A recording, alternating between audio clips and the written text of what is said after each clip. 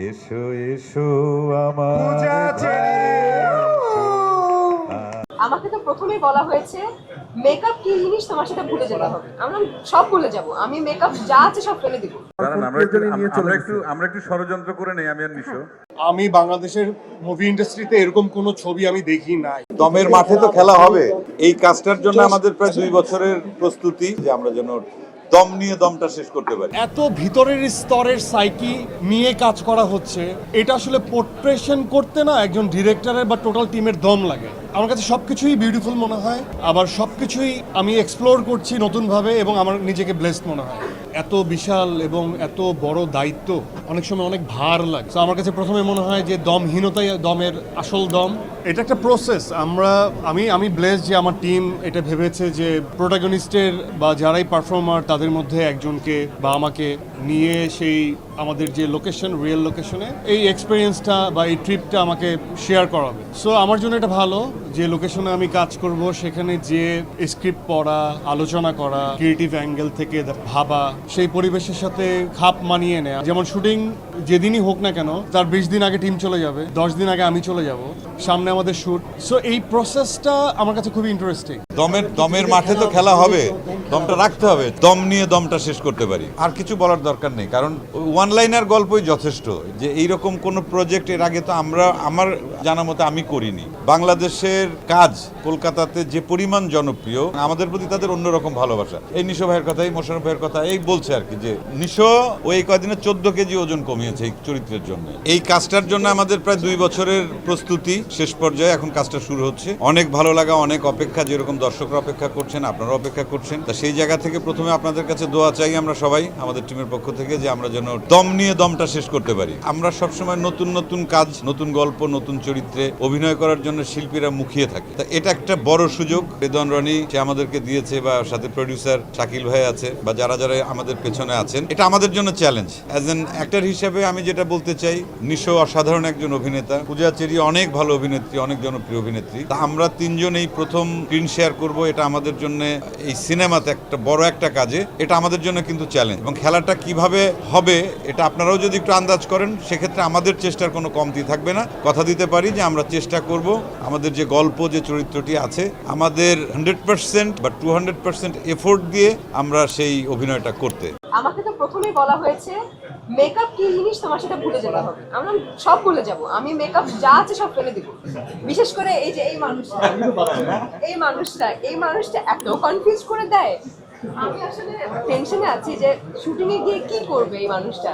তবে আমি খুব বেশি এক্সাইটেড, কারণ এত ভালো একটা সিনেমা, যেটা কিনা আসলে আমার জন্য অনেক বড় একটা চ্যালেঞ্জের বিষয়।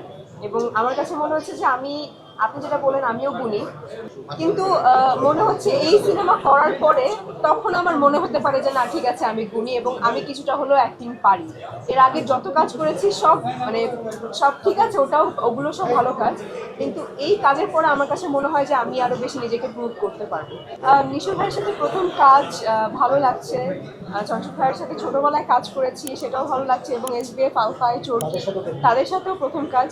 সব মিলিয়ে প্রথমের তো একটা আলাদা ফিলিংস থাকে, আলাদা ভালো লাগা থাকে। তো সেই ভালো লাগা থেকেই শুরু করতে যাচ্ছি আপনাদের দোয়া নিয়ে। সব কিছুতে আসলে সবাই চায় সেই আস্থাটা রাখতে। এবং আমি যে খুব ইজিলি ঢুকে গেছি, ইজিলি দম করছি তা না। যখন আমাকে শাকিব ভাই ফোন দিয়ে বলল যে তোমাকে ডিরেক্টর রনি ভাই ফোন দিবে দমের জন্য, তুমি কথা বলো, তখন আমি খুব এক্সাইটেড হয়ে গেছি যে ও মাই গড, এত ভালো সিনেমার জন্য আমাকে ফোন দিবে, রনি ভাই ফোন দিবে। ওকে ঠিক আছে, আই ওয়াজ ওয়েটিং। রনি ভাই আর ফোন দেয় না, কবে ফোন দিবে? যখন ফোন দিল তখন আমাকে বললো যে ঠিক আছে তোমার একটা অডিশন লাগবে।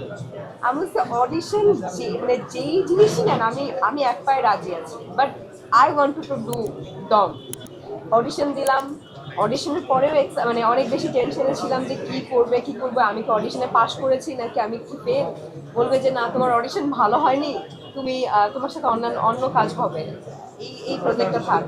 তারপর অডিশন তিনটা ছিল। অডিশনটা তিনটা ছিল, একটা উইদাউট গেট আপ, একটা উইথ গেট আপ, আর একটা হচ্ছে তিনটা প্রপার তিনটা অডিশন নেওয়া হয়েছে। তো এই তিনটা প্রসেস পার করার পরে আমি এক্সাইটেড ছিলাম এবং টেনশনে ছিলাম যে কি হবে কি হবে কি হবে। যখন বললো যে তুমি পাস করে গেছো এবং তুমি কাজ করছো, তবে আমি মনে হয় ওই 2-3 দিন মনে হয় একদম কোনো কথা নেই, খাবার দাবার অফ, এবং আমার যে কি পরিমাণে আমি খুশি, এটা আমার সাথে যারা যারা ছিল এবং রনি ভাই, তো মানে আমি খুবই খুবই খুবই বেশি খুশি ছিলাম। তো এখনো রিহার্সাল করছি, এই যে আসার আগেও একটু রিহার্সাল করে আসছি। তো জার্নিটা আমার খুব ভালো লাগছে। আমাকে তো প্রথমেই বলা হয়েছে মেকআপ কি জিনিস তোমার সেটা ভুলে যেতে হবে। আমরা সব ভুলে যাব, আমি মেকআপ যা আছে সব ফেলে দিব, আমার কোনো মেকআপ নেই। এই শুটিং শেষ হওয়ার পর্যন্ত 1 মাস পরেও মনে হয় আপনারা দেখবেন আমি মেকআপ ছাড়া সব জায়গায় চলে গেছি। তখন আবার বলতে পারবেন যে কি আপনার কি মেকআপের বাজেট নেই, এটা বলতেও পারেন। তো মেকআপ করা কি জিনিস সেটা ভুলে যাব। এবং আমার কাছে মনে হয় না যে আপনারা আমার দম সিনেমাতে কোনো জায়গায় মেকআপ দেখতে পারবেন, সব সব কিছু এই স্যাক্রিফাইসটা আসলে খুব আনন্দের স্যাক্রিফাইস। কোনো কাজ করিনি, কোনো ইন্টারভিউ দেয়নি, আপনাদের মতো আপনারা আমার খুব ভালো লাগা ভালোবাসার মানুষ, আপনাদের সাথেও কথা বলি নাই, যেটা আসলে সব থেকে বড় স্যাক্রিফাইস। আর যখন আমাকে বলা হয়েছে দম আমি করছি, তখন থেকে মনে হচ্ছে যে আমার রিবার্থ, যে আমি নতুন করে আবার নিজেকে প্রুভ করছি। অনেকেই ভাবতে পারে যে আপনি তো অনেক কাজ করে এসেছেন, আপনি তো প্রুভড অলরেডি। আমার কাছে মনে হয় না যে আমি এখনো প্রুভ, দম করার পরে বুঝতে পারবো যে আসলে কতটুকু পেরেছি, এবং আমি চেষ্টা করবো আবার নিজেকে প্রুভ করার জন্য।